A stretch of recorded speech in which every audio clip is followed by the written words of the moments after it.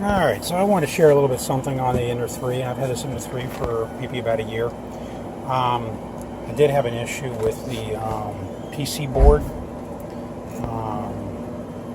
That the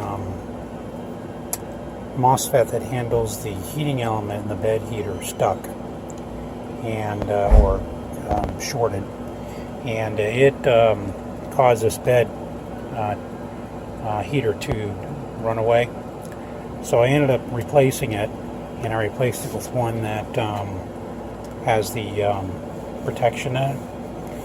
And I haven't had any problems with it since I replaced it, but what I'm going to be doing today is just setting this up, and this is just how I set it up.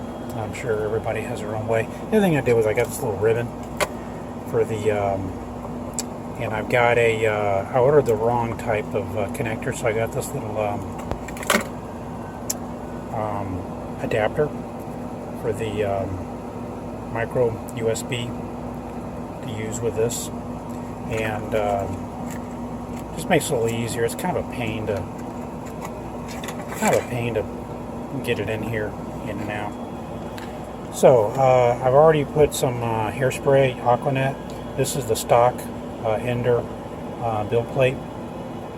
I've already trimmed off what was left over from the last print out of my my nozzle. So what I do is I just go to prepare, auto home,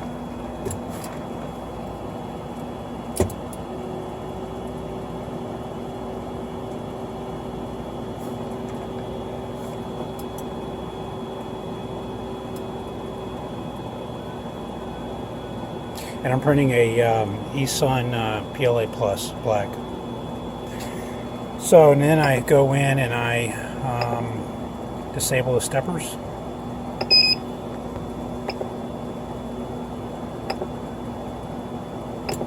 Disable the steppers. Take this paper, bring it forward, move it over, and I just get that in there, feel how it is, kind of adjust, just kind of manually move it because sometimes the springs hang up. These are stock springs, and get it to where I get a little bit of resistance. Bring it over, just a little bit of resistance, and bring it back.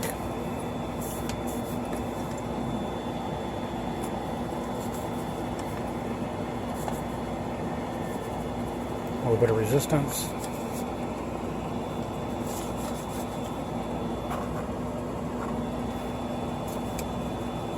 A bit of resistance. I'll do it one more time. Just check. A bit of resistance. That's fine.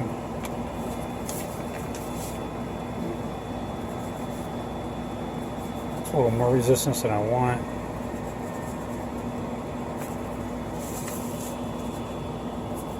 That's a little light, so let me just increase that a little bit. Alright, that's good. And then I just bring it back to home, auto home. And the disable steppers is in the prepare, in the auto home menu. Alright, and then I move to the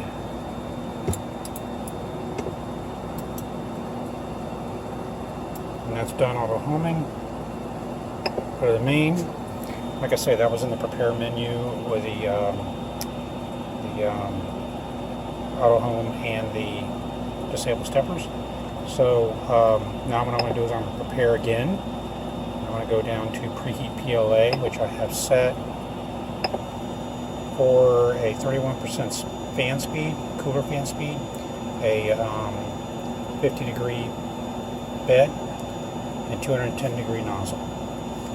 And then while that's there, I'm going to go down to print from TF. That's my card here. And since I pulled it out, put it back in, I got to do a refresh. I'm going through here, and this is what I've got on here. And I'm going to be printing the female part of this little parachute clip. use these for our dog collars. Our dog occasionally gets out and grabs her collar and chews it up. So,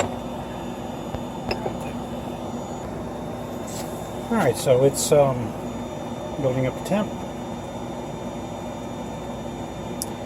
And I've got the set for a skirt, which seems to work fine when I use the Aquanet on the stock build plate. This is not a magnetic build plate, as you can tell. I got little paper clips on there that came with it. Oh, there we go. So now it's getting ready to start.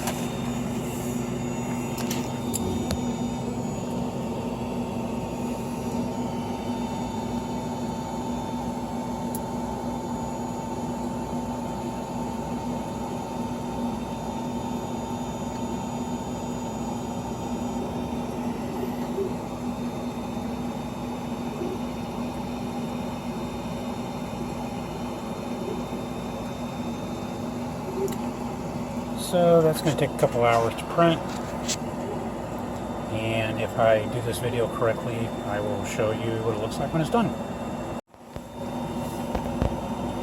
So there we go, it's done, and I can pop this thing off.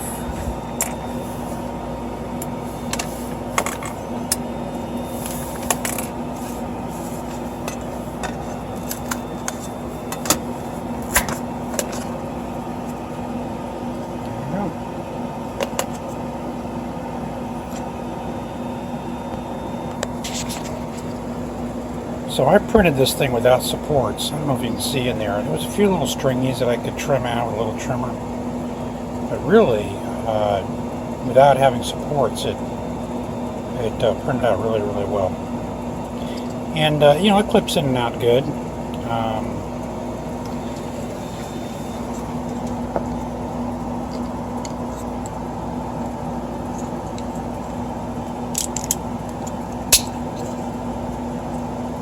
So there you go. There you have it. A little parachute clip with the eSun PLA Plus. I did 2 different prints, and there you go. I'll see if I can find the link and include it in the comments or below the video on Thingiverse. So y'all have a good one. If you like, please thumbs up and subscribe. Thank you.